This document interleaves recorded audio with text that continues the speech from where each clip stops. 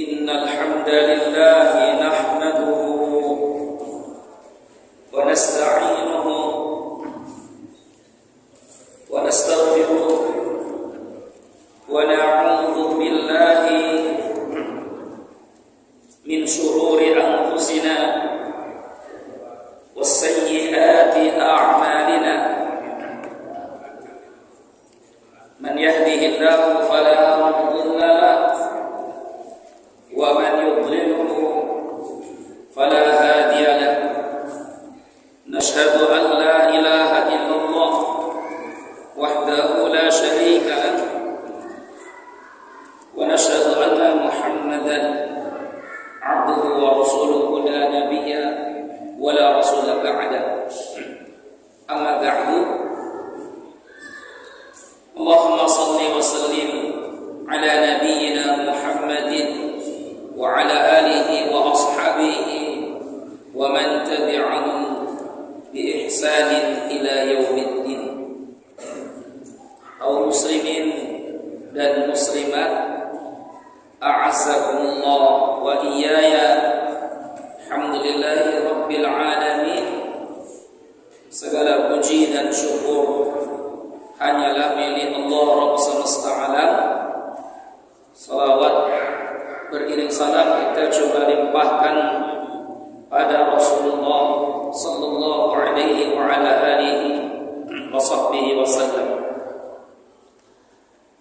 Bapak Ibu jamaah salat maghrib sekalian, kita malam ini insyaallah akan melanjutkan kajian tafsir Al-Quran, yakni tentang surat Al-Ma'un.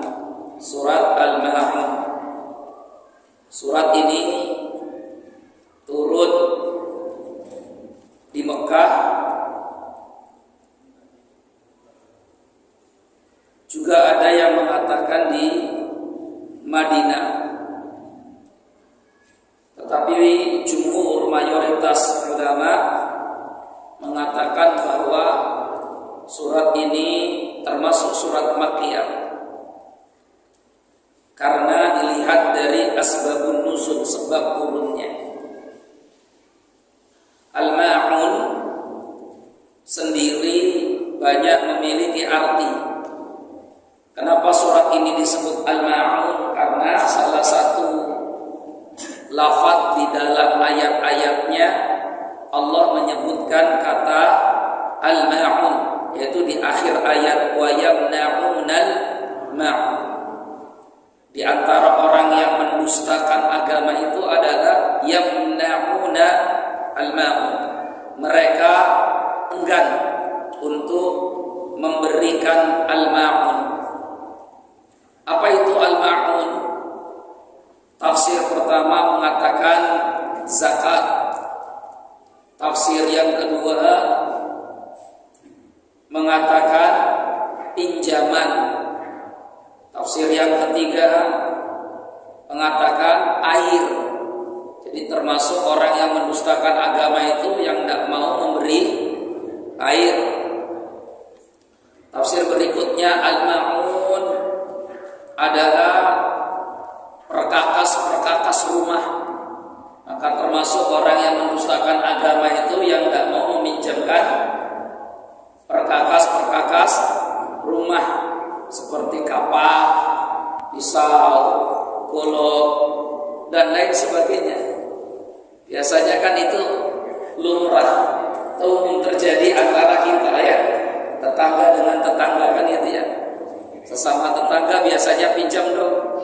Pinjam apa biasanya Pak? Golok. Pinjam apa lagi? Arit. Pinjam apa lagi? Palu. Nah, ketika menolak, tidak mau memberi pinjaman, maka masuk pada wa yamna'unal ma'un, orang yang mendustakan agama. Di satu sisi kita ini enggak ingin dikatakan yukadzibu biddin, mendustakan agama, karena enggak memberi tetangga kita pinjaman yang dia butuhkan. Tapi di sisi lain karena sudah lumrah biasanya barang yang dipinjam itu susah untuk kembali.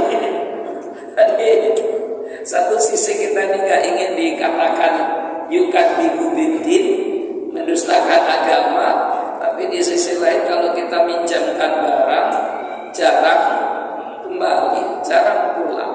Nah, makanya dua-duanya harus sama-sama mengerti. Baik, jadi setidaknya Bapak Ibu tahu arti al-ma'un itu apa ya? Di al-ma'un itu dari mulai arti yang paling banyak sampai arti pada perkakas-perkakas rumah tangga. Itu pun bagian dari al-ma'un. Nah, nanti kita akan sampai pada tafsir itu.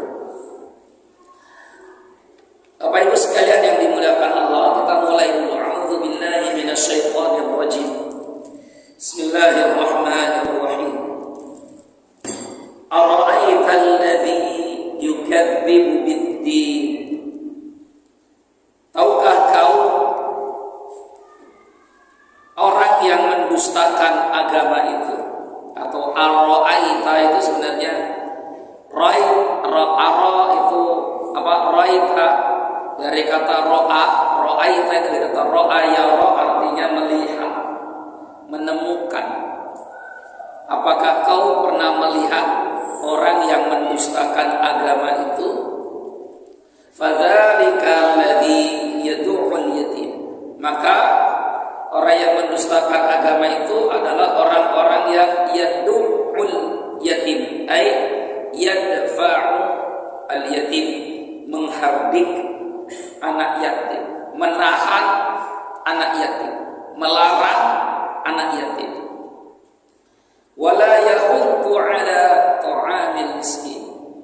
Dan dia tidak pula menganjurkan untuk memberi makan orang-orang miskin, tidak memerintahkan, tidak menganjurkan memberi makan orang-orang miskin, tidak mengajak untuk memberi makan orang-orang miskin. Jadi orang yang mendustakan agama itu bukan hanya yang tidak memberi makan, tetapi yang tidak mengajak orang lain untuk peduli dengan orang-orang fakir miskin pun termasuk ke dalam kelompok orang yang mendustakan agama. Fawailul lil musallin. Maka wail, celakalah bagi orang-orang yang sholat. Biasanya orang tidak mau berhenti di sini karena ada alif lam pada ayatnya yang berarti wakofnya mamnu, tidak boleh berhenti. Tapi sebenarnya boleh saja berhenti di sini. Yang tidak boleh berhenti itu kalau fawailul lil musallin, Allahu Akbar, nah itu tidak boleh di situ. Karena nanti berhentinya menjadi fatal. Ya. Tapi kalau berhenti fawailul lil musallin terus dilanjut alladzina hum an salatihim sahun, maka wakofnya dihukumi la ba'sa, tidak mengapa. Karena dia bukan berhenti, tapi berhenti sesaat untuk melanjutkan. Menurut para ahli qiraah hukumnya boleh, sekalipun memang lebih baik untuk disambung.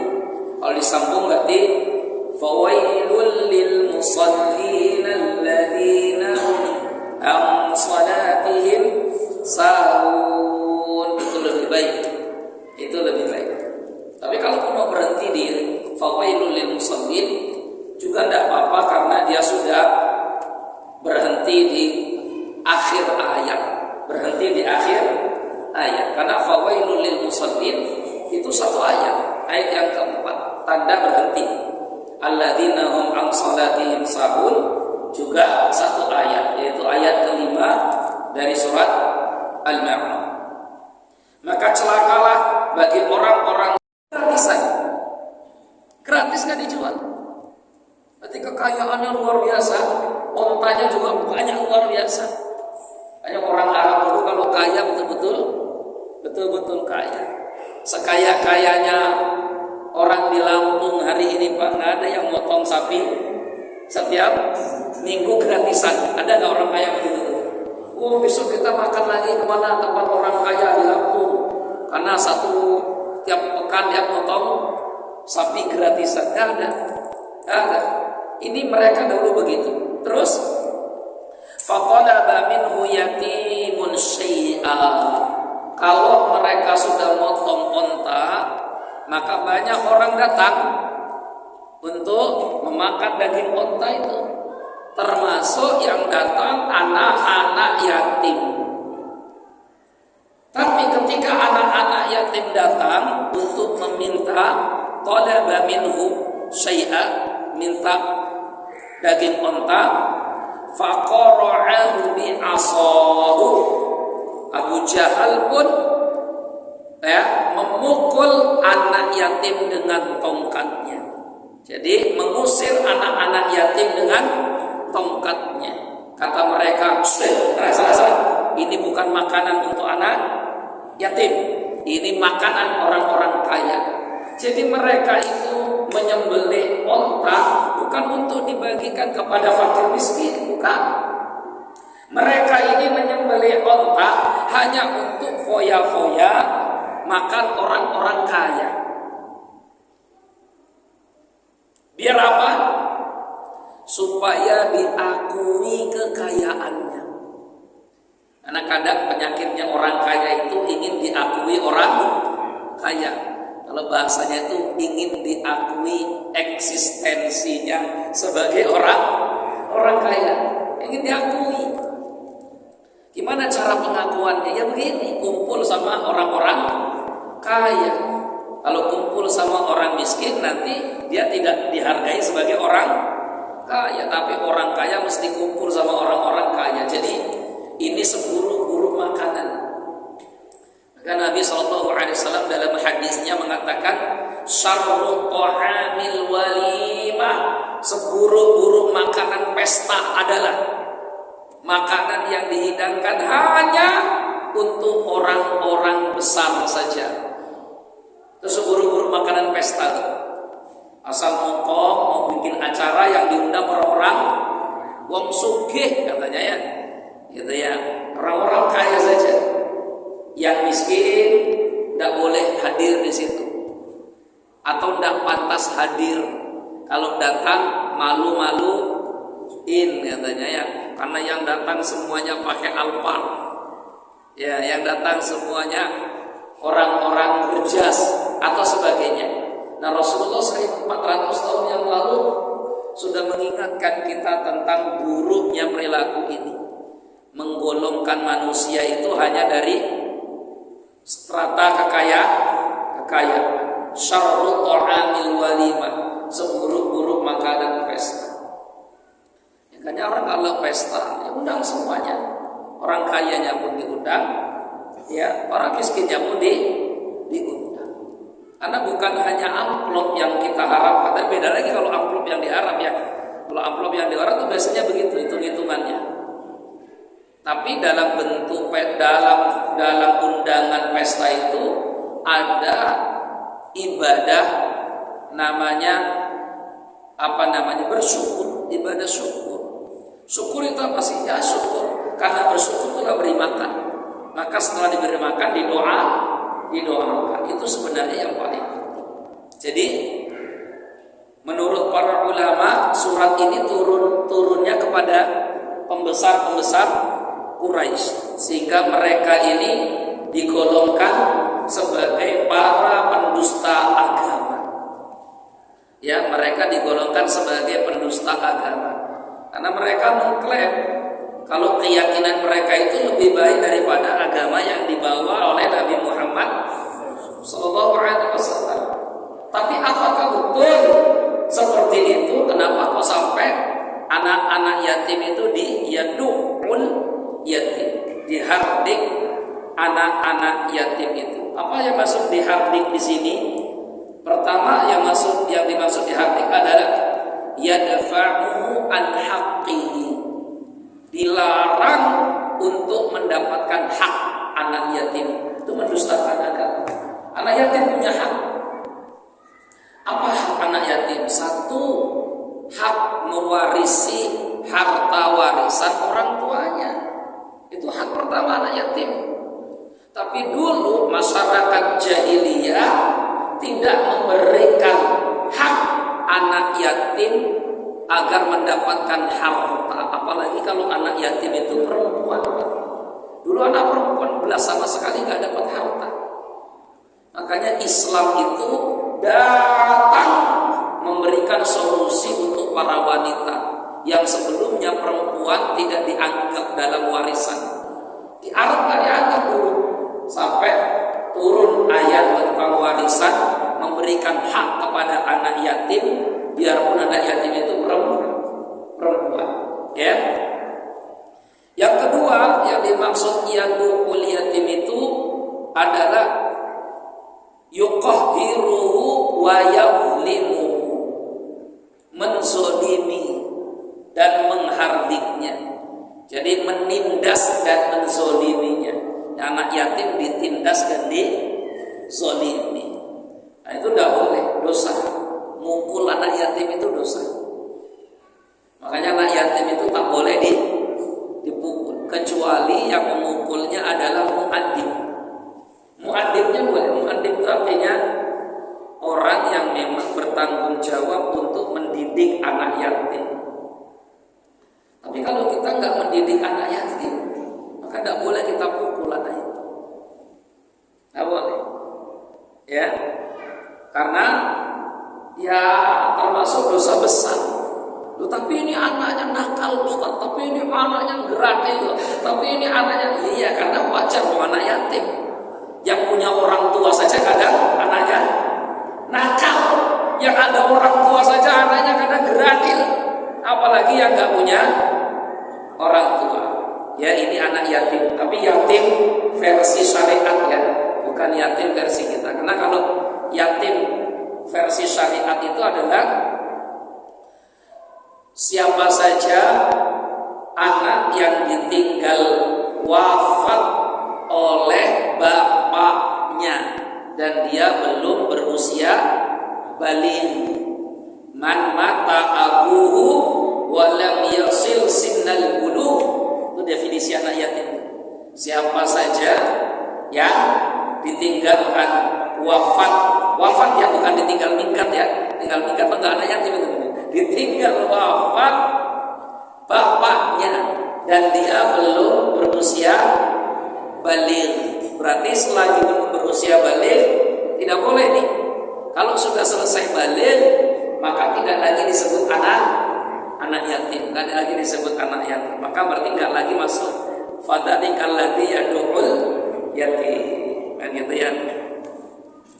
Anak yatim. Makanya Islam menganjurkan kita untuk peduli dengan anak yatim. Gak cuma setahun sekali. Orang Syiah membuat satu perayaan namanya Idul Yatama, hari raya anak yatim Syiah. Kelompok Syiah membuat satu ajaran namanya Idul Yatama, hari raya anak yatim. Yang kadang kita sendiri ikut merayakannya karena kita nggak tahu kalau itu yang membuat adalah Syiah. Kapan Idul Yatama itu? Idul Yatama menurut Syiah, hari raya anak yatim itu jatuh pada bulan Muharram, bulan Syuro. Karena mengenang peristiwa terbunuhnya anak sahabat Ali bin Abi Thalib namanya Imam Husain, dipenggal kepalanya di Karbala. Maka anak-anak Imam Husain pun menjadi yatim. Hari itu tanggal 10 Muharram kemudian Syiah merayakannya sebagai hari raya anak yatim dan hari raya Ghudir, hari rayanya ajaran Syiah. Nah, kadang ironisnya tuh kita juga ikut merayakan tanpa tahu. Di beberapa masjid itu kadang ikut juga. Ya besok bulan Syuro Muharram kita mau ada lebaran anak yatim, katanya lebaran anak yatim. Anak yatim itu tidak butuh lebaran, karena kalau lebaran berarti setahun sekali. Makanya anak yatim itu tidak mendapatkan zakat, tapi anak yatim itu mendapatkan santunan. Santunan itu bukan setahun sekali. Santunan itu bisa setiap hari. Santunan itu bisa setiap pekan. Santunan itu bisa setiap waktu. Ya, makanya saya tuh anjurkan masjid-masjid itu selain buat kotak infak untuk masjid, buat kotak infak untuk anak yatim. Supaya anak yatim ini tidak setiap setahun sekali baru seolah-olah diperhatikan. Kalau bisa setiap pekan, setiap minggu masjid Ar-Ridha itu berapa infak untuk anak yatim, beri, salurkan. Anak yatim ini butuh bantuan setiap pekan. Besok lagi setiap pekan salurkan. Besok lagi setiap pekan salurkan. Nanti anak-anak yang lain iri, Ustaz, juga apa-apa kalau iri, bapaknya suruh mati dulu. Kalau iri, selesai. Ya, jadi itu anak yatim itu begitu, bukan disakati. Makanya anak yatim tidak termasuk 8 asnaf yang menerima zakat. Innama shadaqatu lil fuqara wal masakin wal 'amilina 'alaiha sampai akhir itu tidak ada satupun yang menyebutkan anak yatim. Makanya pengurus masjid tidak katakan, "Oh, ini zakat kita salurkan untuk anak yatim." Oh, enggak. Anak yatim itu bukan penerima zakat. Anak yatim itu penerima santunan. Kafil. Siapa yang mau menyantuni silakan. Santuni. Begitu ya Pak ya. Wallahu ta'ala a'lam bishawab. Wala yahuddu 'ala ta'amil miskin, dan tidak menganjurkan orang untuk memberi makan fakir miskin. Laisa dzam'aman hatta yatanawal man tarakahu ajzan walakinnahum kanu yabkhuluna wa ya'tadhiruna li anfusihim. Yang dimaksud ayat ini adalah ayat ini turun untuk mereka orang-orang yang yabkhulun, bakhil, pelit. Kemudian ya'tadhiruna li anfusihim, setelah itu mencari-cari alasan untuk dirinya sendiri. Di antara bentuk alasannya itu begini nih, lihat nih, ini firman Allah nih, di surat apa nih? Anut'imu man law yasha'allahu at'ama. Surat apa itu? Anut'imu man law yasha'allahu at'ama. Surat Yasin.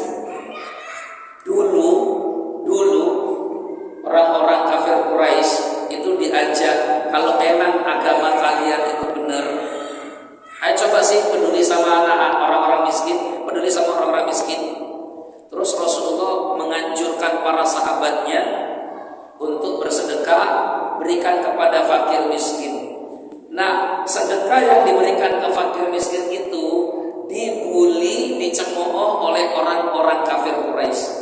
Apa kata orang-orang kafir Quraisy?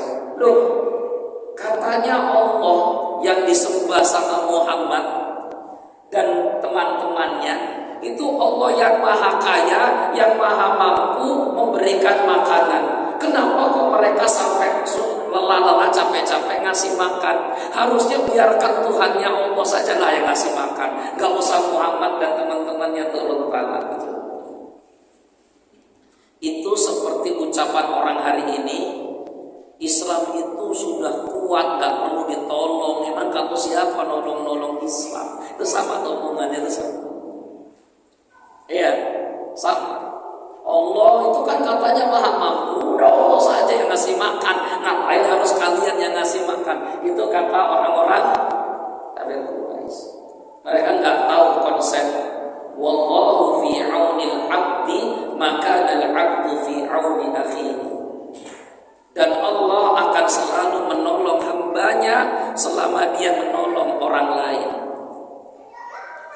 Kalau kita ingin diberikan rizki oleh Allah, maka berbagi rizkilah dengan sesama. Kalau kita ingin ditolong oleh Allah, maka tolonglah orang. Kalau kita ingin dimuliakan oleh Allah, maka belalah agama Allah. Itu maksudnya. Karena Allah itu maha kuat, betul. Gak ada orang yang ini. Yang dimaksud menolong Allah itu bukan nolong Allahnya, enggak. Ya, dulu ucapan seperti ini ucapannya orang Yahudi, orang kafir Quraisy. Kalau ada orang Islam hari ini bilang begini, sedih kita. Saya sendiri sedih mendengarnya. Kok ada orang Islam yang katanya diustadkan lalu bilang, apa itu bela Allah, bela Allah? Emang Allah perlu dibela? Ini sedih kita. Ya, karena dulu yang bilang seperti ini itu cuma orang Yahudi di Quran, di Al-Quran. Dulu yang mengatakan begini ini cuma orang Yahudi. Kok hari ini ada orang yang ngaku Islam bilang seperti ini? Karena yang dimaksud membela Allah itu ya bukan bela Allahnya, bukan, karena Allah nggak perlu, Allah Maha Kuat. Tapi yang memerintahkan kita untuk membela Allah itu ya Allah sendiri. Ya kan? Ya ayyuhalladzina amanu kunu ansarallah. Hai orang-orang yang beriman, jadilah kalian penolong-penolong Allah. Penolong-penolong itu Allah sendiri ya kan? Maksudnya tuh bela itu agamanya, bela itu ajaran-ajarannya, syariatnya. Nanti Allah akan menolong kita dan membela kita. Itu maksudnya. Ya. Jadi nggak tahu, antum pernah dengar nggak ada orang ngomong begitu? Ya itu tandanya itu sebenarnya ucapan untuk melemahkan umat Islam supaya nggak usah peduli, biarkan aja. Ya, yang penting kan nggak ganggu kamu. Itu sebenarnya untuk mengendorkan semangatnya orang Islam. Ya sama seperti itu.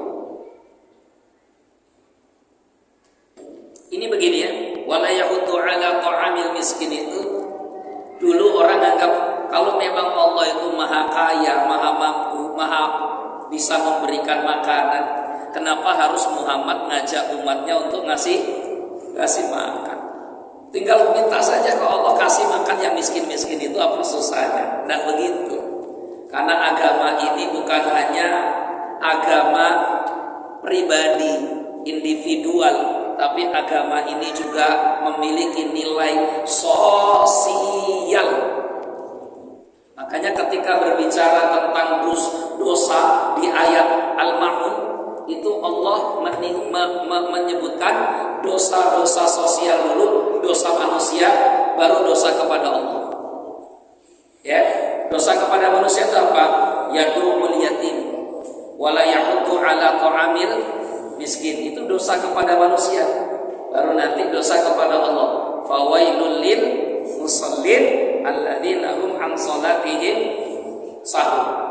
Maka ketika Allah menyebutkan dosa itu ada dua, dosa kepada manusia dan dosa kepada Tuhan, maka amal pun ada dua. Amal pun ada dua. Amal kepada Allah dan amal untuk manusia. Rasulullah ditanya dalam hadis riwayat Imam Ahmad tentang apakah amalan yang paling banyak memasukkan orang ke dalam surga. Ya Rasulullah, apa amalan yang paling banyak memasukkan orang ke dalam surga? Nabi katakan dua. Yang paling banyak memasukkan orang ke dalam surga dua. Taqwallah wa husnul khuluqi. Pertama, yang paling banyak memasukkan orang ke dalam surga adalah takwanya seorang hamba kepada Allah. Ini amalan ini, takwanya kepada Allah. Yang kedua, yang paling banyak memasukkan orang ke surga adalah akhlak yang mulia. Saya tanya, kalau akhlak itu ke Allah atau ke manusia?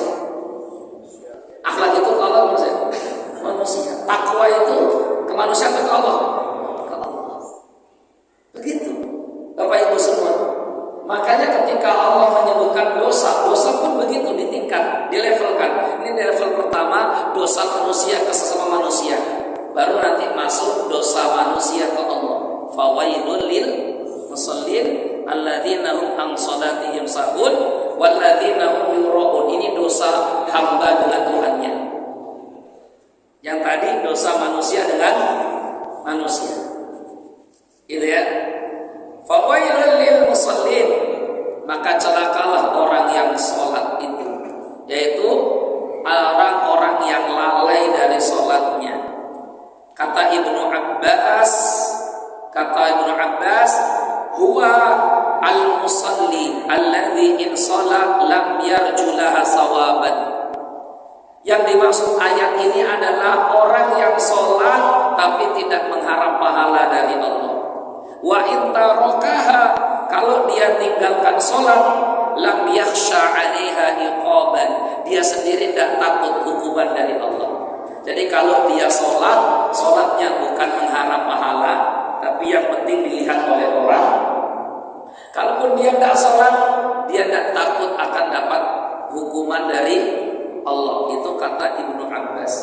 Kalau kata sahabat yang lain, yaitu alladzina yuakhirunaha an awqatiha, yang dimaksud orang lalai dalam sholat atau lalai dari sholat, bukan dalam ya, orang lalai dari sholat adalah orang yang suka menunda-nunda waktu sholat.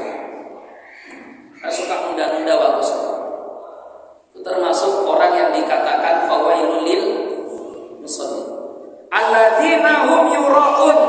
Dan yang dimaksud mendustakan agama, orang yang kalau beramal ingin dilihat oleh orang lain. Riya. Ar-riya bi idharis salat. Riya dengan cara menampakkan ibadah salat. Tapi ingat Al-Qurtubi katakan poinnya, saya tandai poinnya. Yang dimaksud riya menampakkan ibadah salat itu, kata Imam Al-Qurtubi, la yakunur rajulu mura'iyan, seseorang tidak dikatakan orang yang riya bi idharil amali salihi in kana faridatan, hanya karena menampakkan amal solehnya jika amal soleh itu adalah amalan-amalan wajib dalam Islam. Saya ulangi lagi ya, kata Imam Al-Qurtubi, wala yakunu rajulu mura'iyan, seseorang tidak bisa dikatakan riya kalau menampakkan amal soleh in kana faridatan, jika amal soleh itu adalah amalan yang wajib. Famin haqqil faraidi al-i'lanu, karena di antara tuntutan amalan yang wajib adalah diperlihatkan. Apa amalan yang wajib dalam Islam itu apa? Sholat. Sholat apa? Sholat apa Pak? Sholat 5 waktu. Maka sholat 5 waktu harus diperlihatkan.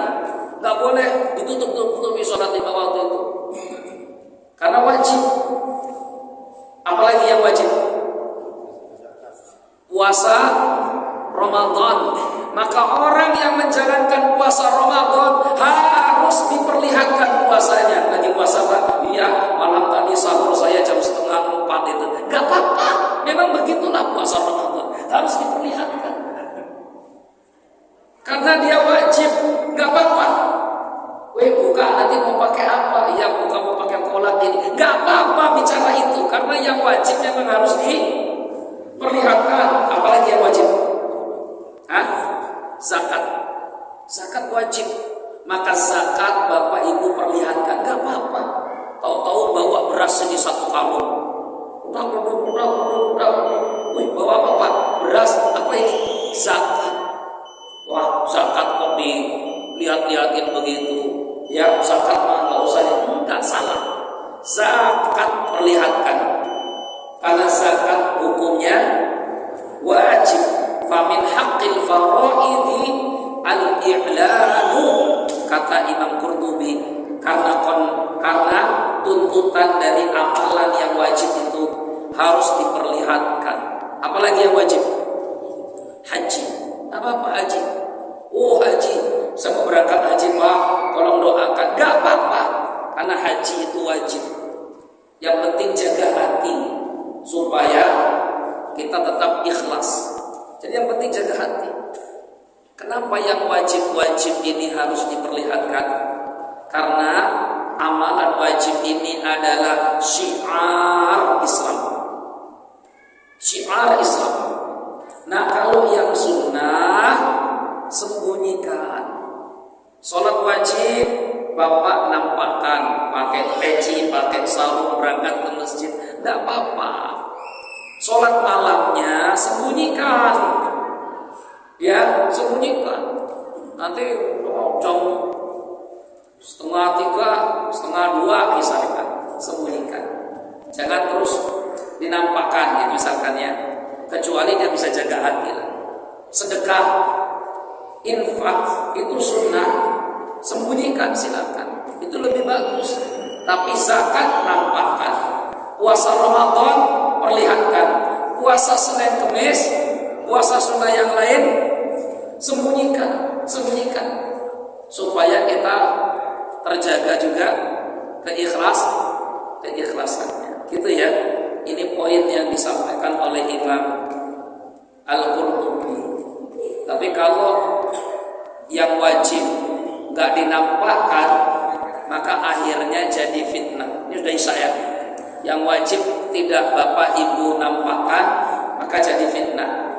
Sholat 5 waktu nggak pernah kelihatan di mata orang, maka akhirnya jangan salahkan orang kalau kemudian orang bilang orang Islam bukan situ. Bahkan itu katanya kan. Iya itu meninggal Islam bukan ya? Islam lah, nggak pernah kelihatan sholat. Coba puasa, sholat taraweh, puasa nggak pernah kelihatan, misalkan. Maka jangan salahkan orang nanti kalau ditanya itu orang apa ya? Kok puasa kayaknya nggak pernah. Itu kan? Coba itu hikmahnya kenapa amalan wajib harus diperlihatkan. Itu ya ilmunya ya. Yang wajib bapak ibu perlihatkan, yang sunnah karena di antara tuntutan amalan wajib itu harus diiklankan, diberitahukan, ya, diperlihatkan. Wallahu ta'ala a'lam bishawab. Cukup sampai di sini saja.